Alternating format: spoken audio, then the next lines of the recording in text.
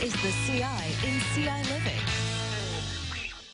Kids are back to school and busy participating in all of those after-school activities. It's an exciting time where everyone is coming back together. Yeah, but it is important to make sure families stay healthy through it all. And today's sponsor, Carle Foundation Hospital Child Services Medical Director, Dr. Brent Riefsteck, joins us with more. It's so great to have you here with us. Now, I know that when August hits, I feel like the schedules go full speed ahead, and we're exposed to all these germs, whether it be in a classroom, whether it be a football game.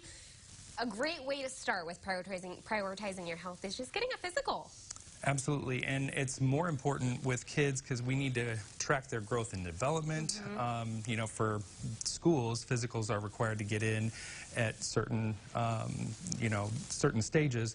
So that yearly physical is important. And one thing that is a good tip to give parents is don't wait. Get it done before the summer's over.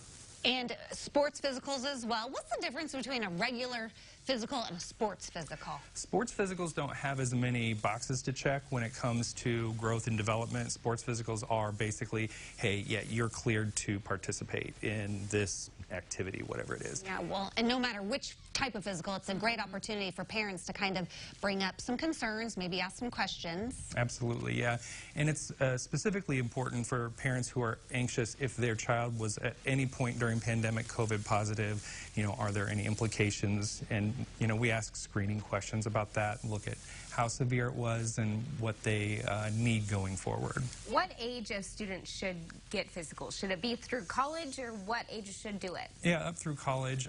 There's hard stops at things like kindergarten and 6th grade and 9th grade and college freshmen, and those are usually immunization times too. But, you know, yearly physicals are pretty important for every kid. All right, you mentioned immunizations. Let's talk those and vaccines. Yep, so immunizations are things that just kids are used to, and they're pretty routine for them.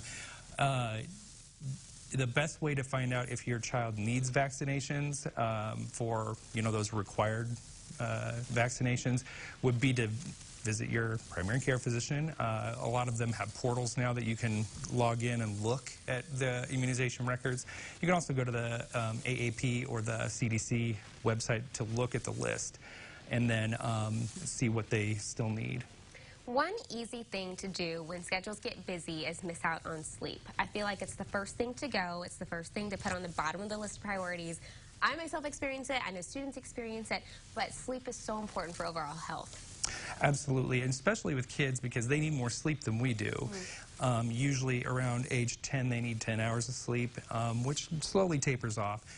We need 8 hours of sleep a night, and I'm guessing that the three of us at the table, not that 8 hours. But it really is important, and the best way for kids to get that good chunk of sleep, that uninterrupted chunk of sleep, is to have a sleep routine and do the same things at the same times each day. Can be a challenge for busy families, but it really is the best way to do it. Yeah, I know my son, he cannot get on a sleep schedule after the summer, so I'll be hopping in bed, and that's about the time he feels like he needs to practice his guitar. And I'm like, you know, well, this may not be the best time to do that. Okay, I feel like during the pandemic, everyone was so focused on good, clean hygiene, washing your hands, not touching your face. Have we kind of strayed away from being as diligent as we were, you know, pre-COVID? I hope not. But if there's one thing we should come away from a pandemic learning more is that we didn't do a good job before. Right. And so it's a really great opportunity to teach kids, hey, remember what we had to do during COVID? And remember that, you know, we had to wash our hands a lot. Remember, you had to think about touching your face and trying to avoid it. You have to really think about sneezing and coughing into the inside of your elbow instead of into your hand. All of these things are great opportunities to teach kids the right way to do it, and none of us are likely cleaning our hands as often as we should. Quick question on that. I heard during the pandemic that if you put hand sanitizer on too much or whatever, it's going to lower your immunity to the world. Is that true or not? No, it's not true.